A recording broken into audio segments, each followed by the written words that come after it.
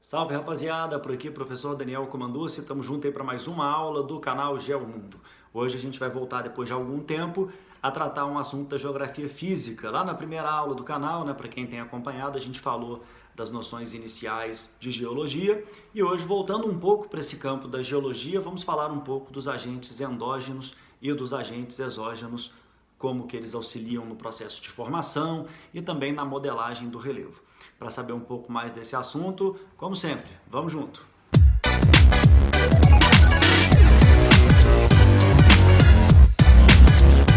Aí galera, então beleza, antes de mais nada, né, a gente, como sempre, reforça, né, o apoio de todos vocês é fundamental, né, para a manutenção aí do nosso canal, né, estamos aí devagarinho aí chegando perto dos 1000 inscritos agora. O apoio de vocês é muito importante para que a gente possa fazer algumas aulas ao vivo daqui a pouco, né? Quem sabe? Então, muito obrigado a todos que estão aí. Vamos lá inscrever, dar uma curtida aí e deixar os comentários, né? Críticas, elogios, sugestões, sempre muito bem-vindas aí para o nosso crescimento, para o nosso amadurecimento. Valeu?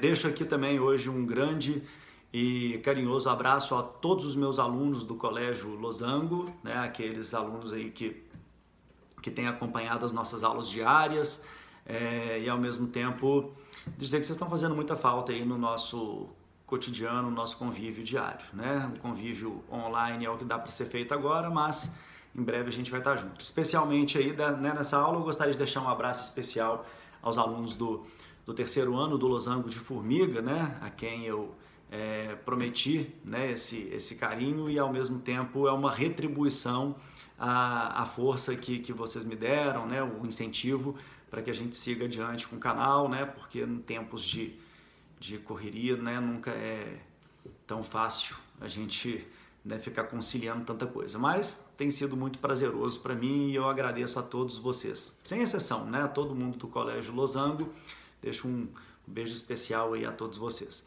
Bom, pessoal, para tratar do tema agentes endógenos e exógenos do relevo, o que a gente precisa entender antes de mais nada é que todo o modelado da crosta terrestre é resultado da ação conjunta das forças internas, os agentes endógenos, né, que são forças que atuam de dentro do planeta, de dentro para fora, como atividades vulcânicas, visto que o magma vem de dentro do planeta, atividades sísmicas, né? Os terremotos acontecem porque o magma movimenta as placas, fazendo com que o atrito entre elas acumule energia, que quando despendida fazem aparecer aí os grandes tremores, e também os movimentos tectônicos aí que ocorrem de modo geral, como a orogênese e a epirogênese. Junto a isso também há os agentes exógenos, agentes externos, aqueles que atuam aqui do lado de fora, né? Os agentes exógenos que, por tantas vezes, são tratados aí como os agentes modeladores. Os endógenos, eles formam o relevo e os exógenos, chuva, vento, temperatura, eles vão modelando, eles vão modificando, dando novas formas ao nosso relevo, fazendo com que as formas se modifiquem frequentemente. Bom, começando pelos agentes endógenos, a gente pode falar que existem 3 tipos de agentes endógenos no relevo. O tectonismo, tá? O tectonismo, ele se distribui em 2 tipos de movimentações. A movimentação tectônica da orogênese, que é todo e qualquer movimento horizontal da crosta. Esse movimento horizontal, que lá na primeira aula a gente falou a respeito dele, pode promover a colisão entre placas, sempre horizontalmente, né? Imaginando um magma aqui de baixo, as placas se movimentam nesse sentido. Então, convergência, que formam dobramentos, fossas oceânicas. Um movimento divergente, que é o que pode formar as dorsais oceânicas, né? Como a dorsal mesoatlântica. E o transformante da Califórnia, né? Onde nós temos ali a falha de San Andreas. Né? Qualquer dúvida, voltem um pouquinho na primeira aula, que isso aí foi bem explicado, né, gente? Imagino. Então, são deslocamentos horizontais. Isso é a orogênese. Gênese é a origem, formação, oro, montanha. Muito embora não sejam só montanhas formadas pela orogênese. Há também o movimento da epirogênese, que é o deslocamento vertical da crosta. Embora haja um equilíbrio entre a crosta e o manto, né, gente? Esse equilíbrio que explica, né, a estabilidade, o fato de que placas se movem pouquíssimos centímetros no ano e tudo mais. Só que ainda assim, tá, gente, como há uma pressão muito forte do manto sobre a crosta, a gente vai imaginar como se houvesse ali um esguicho de magma batendo na crosta a todo momento. E alguns blocos da crosta, teoricamente mais leves, né, que sofreram mais erosão, essa pressão começa a empurrar alguns blocos de baixo para cima, né, vai empurrando, fazendo surgir formas de relevo mais altas, chamadas de rust. Outros blocos da crosta, né, inclusive considerados aí mais densos e mais pesados, mesmo com esse esguicho de magma batendo na crosta, ela não consegue empurrar a placa, né, e o bloco rochoso para cima. Pelo contrário, ela é tão densa e pesada que ela vai começar a descer, ela vai afundando, né, fazendo com que formem-se degraus mais baixos, chamados de graben, como a gente está colocando as imagens aí. O rust, né, gente, e o graben, para ver como é que essa teoria se encaixa, a gente vai ter um exemplo importante, marcante no continente europeu. A região da Escandinávia, onde fica a Noruega, ali, por exemplo, é uma região de rust. Ela está sendo, a pressão do manto está fazendo com que a placa ali seja empurrada para cima. E ali, gente, é um território antigo, é um escudo cristalino. Por ser muito antigo, ele já sofreu muita erosão, teoricamente ficou mais leve. Então a pressão do magma, ao bater ali, ela vai empurrando para cima, em média, uns 200 metros nos últimos 200 mil anos. É bem lento o processo, mas ele é constante. Em contrapartida, toda a erosão que ocorreu na Escandinávia, esse material que foi erodido ali, ele foi sendo transportado e boa parte dele foi se deslocando para o sul, caindo na região ali dos Países Baixos, Holanda, Bélgica. Teoricamente, essa faixa foi ficando mais densa, mais pesada. Ela recebeu muito material por ser uma bacia sedimentar, né, formada por acumulação de sedimentos. E ali, nesse processo, o peso da placa fica mais intenso e mesmo com o magma batendo, ela não consegue levantar. Pelo contrário, de pesada que é, ela vai descendo, ela vai afundando, tá? E isso faz com que parte, inclusive, da Holanda seja hoje uma depressão absoluta, quer dizer, altitudes negativas, onde, inclusive, existem riscos até do Mar do Norte, que é um braço ali do Atlântico que banha a Holanda, ali no porto de Roterdã, ali próximo àquela área, que o mar invada. Não invadiu ainda, inclusive, porque existem diques, barreiras de concreto, inclusive, que seguram essa pressão da água, né, evitando um avanço da água sobre o território holandês. Né? Não deve acontecer, porque é tudo muito seguro, muito bem monitorado, mas um rompimento de um dique, de uma barragem dessa, poderia trazer à Holanda grandes transtornos, né? E bota grande nisso. Por quê? Porque se o país está abaixo do nível do oceano, o rompimento disso pode ocasionar, né? Pode não, seguramente iria ocasionar um avanço da água e um alagamento de parte do território. Tá? Então esse é o movimento do tectonismo, orogênese e a epirogênese. Há também o vulcanismo, né, gente, que é a decorrência de um agente endógeno.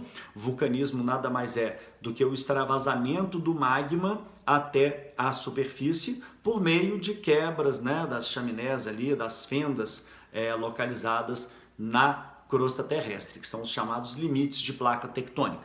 No Brasil, a gente está cansado de saber, né, que não existem vulcões, pois estamos no centro de uma placa, então não há o espaço para que a ascensão do magma aconteça, e esse extravasamento do magma até a superfície, ele se dá por meio dessas quebras, né? A gente vai colocar aí ao lado um esquema de um vulcão, né? Como é que ele se apresenta, e você vai vendo aí, né, gente, que como o vulcão, muitas vezes a câmara magmática chega muito próxima à superfície, ela pode provocar o aquecimento da água subterrânea, fazendo, né, surgir as fumarolas, né, que é o vapor d'água que começa a sair da própria crosta, ou geysers, que quanto mais do que aquecer o vulcão, ele faz essa água ferver, expandir o volume e acontecer em erupções de água fervente, propriamente ditos.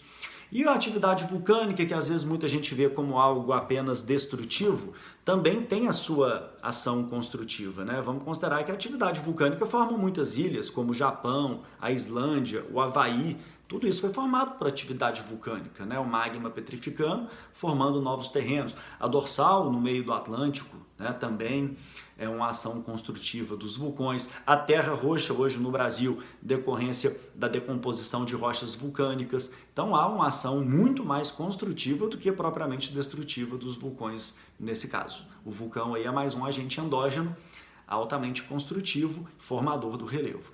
E também há os abalos sísmicos que são vibrações que acontecem na crosta terrestre em decorrência da liberação de energia onde há atrito de placa, movimentos convergentes, transformantes, né, como na Califórnia, pode acontecer esse fenômeno. Não é que a placa encostou agora na outra e que deu um terremoto, é um acúmulo de energia que, quando liberado, quando despendido, faz com que esses tremores ocorram. Terremotos quando no continente, maremotos quando no oceano. Aí você tem uma vibração forte da crosta oceânica que agita as águas, podendo formar tsunamis, as ondas de Porto, né?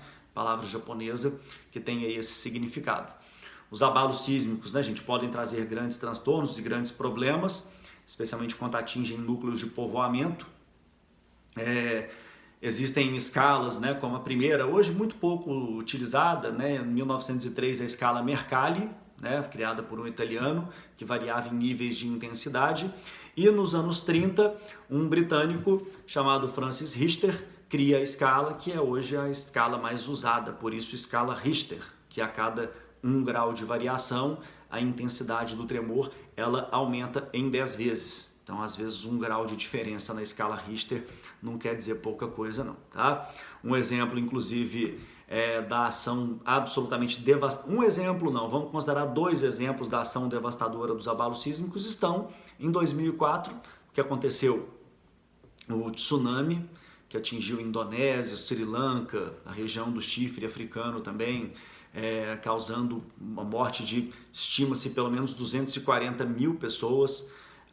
Esse assunto, inclusive, ele, né, digamos que a Indonésia foi o país mais atingido, onde a maioria das vítimas, né, contabilizada nessa tragédia é Indonésia.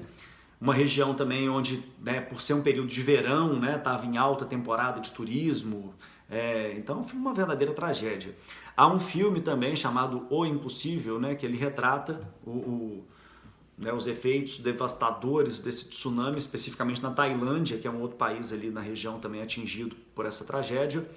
E um outro também, em 2010, que por intensidade não foi tão forte quanto o tsunami, né, do Sudeste Asiático, em 2004, mas esse de 2010, pela fragilidade do país que foi atingido, o Haiti, um país muito pobre, e atingindo inclusive a sua capital, Porto Príncipe, também matou mais de 200 mil pessoas, né? Então são 2 tragédias que no montante mataram quase 500 mil de pessoas. É uma das características da força devastadora da natureza, né, sobre o homem. E vale lembrar, gente, que os países mais pobres sofrem um efeito maior porque eles não têm uma preparação para isso, as construções não são prontas para resistir a essa situação, né? O Japão tem toda uma adaptação ao processo, construções adaptadas a tremores e tal, diferente do Haiti, país muito pobre, que quando atingido por um tremor de mesma intensidade que o Japão, acaba sofrendo muito mais com o fato,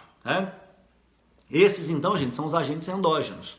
O planeta também sofre a influência dos agentes exógenos, que é a ação externa. O intemperismo é um exemplo dos agentes exógenos. Intemperismo é todo o desgaste que acontece sob as estruturas rochosas do planeta. Por isso que eles são modeladores, vejam só. As rochas, tá, gente, elas sofrem intemperismo físico, químico e biológico. O intemperismo físico, entre outros fatores, ele é aquele que pode ser provocado pelas variações de temperatura. Ocorre em qualquer parte do planeta, em especial nos desertos, onde a temperatura varia muito do dia para a noite. Você pode chegar a 45, 50 graus durante o dia num deserto tropical e à noite a 0 graus, 5 negativo. Com isso, as rochas do deserto elas começam a dilatar com o calor diário e contrai com o frio noturno. Dilata com o calor diário, contrai com frio noturno. Isso dia após dia, noite após noite, ano após ano, até que depois de milhares de anos, de tanto a rocha dilatar e contrair, ela começa a quebrar e fragmentar-se em dezenas, milhares, milhões e logo bilhões de fragmentos. Esses pequenos fragmentos formam a areia. Então é interessante você pensar que aquele mundaréu de areia que você vê no deserto é resultado de rochas que foram intemperizadas. A areia vai ficando mais fina, por quê, gente? Porque cada fragmentozinho, detrito de areia, continua ali dilatando, contraindo e se dividindo em frações cada vez menores. aí vai ter essa granulação diferenciada na areia então, tá? A experiência da travessa de vidro que você coloca no forno, né? E quando você retira e coloca numa superfície muito fria, ela pode estourar na hora, né? É um exemplo que às vezes sem querer acaba acontecendo com alguém aí, mas um exemplo do intemperismo físico, é uma maneira de você fazer em poucos segundos o que a natureza gasta milhares de anos aí para promover. O intemperismo químico também, gente, ele é provocado o intemperismo das rochas, não pela temperatura, e sim pela ação da água. Esse não muito comum, então, no deserto, logicamente, né? No Brasil, muito frequente, né? O Brasil com muita chuva, com muitos rios, muito lençol freático. A água, ela entra na rocha pelos poros que ela apresenta, né? Toda rocha ela é uma estrutura aberta, né? Algumas mais, outras menos. Mas à medida que a água assim, né, vai entranhando ali na rocha, ocorrem algumas reações químicas, tá? Essas reações químicas aceleram o desgaste da rocha, muitas vezes a água se torna mais ácida ali, acelerando o desgaste e alterando a estrutura química da rocha. Então ela muda quimicamente. Na física, né, gente, é só a fisionomia da rocha que muda. Na química não, muda a estrutura química dela. Esse intemperismo químico, inclusive, numa aula daqui, né, para frente a gente vai falar a respeito disso, é responsável pela formação do solo, tá? O solo é uma rocha intemperizada pelo intemperismo químico, tá? Tanto que depois que a rocha sofre intemperismo químico, né, pela água e vai se transformando em solo, aí também há a ação do intemperismo biológico, que é causado pela ação de micro-organismos, como fungos, como bactérias, né, que futuramente, inclusive, também são importantes para o solo, na fixação de nitrogênio, por exemplo, né? Todo solo é um organismo vivo, né, na verdade. Então, o intemperismo biológico é quando fungos, bactérias entram, colônias, né, vão povoando ali a rocha e vão quase que literalmente comendo a rocha por dentro, né, com os minerais que ela apresenta e tudo mais. Então, o intemperismo ele tem esse aí, gente, físico, químico, biológico, ok? Por fim, a erosão. Erosão, gente, ela acontece, tá? Por diversos fatores, né? Qualquer que seja o agente erosivo, nós vamos ter, né, gente, 3 trabalhos do agente erosivo: a retirada do material, o transporte e a deposição. O vento que bate numa colina, numa serra, ele retira o material, a força dele faz o material ser retirado. O próprio vento transporta, né, o material. O cisco no olho aí, né, é prova de que o vento tem que trazer, né, vem trazendo consigo materiais lá de trás. E aí, esse material, uma hora ele vai ser depositado. Então são as 3 etapas: retirada, transporte e deposição. Digamos que a erosão pode ser provocada pelo vento, a erosão eólica, a formação de dunas, formações rochosas em meio a deserto que são esculpidas pela ação do vento, são exemplos importantes do trabalho que lentamente o vento realiza.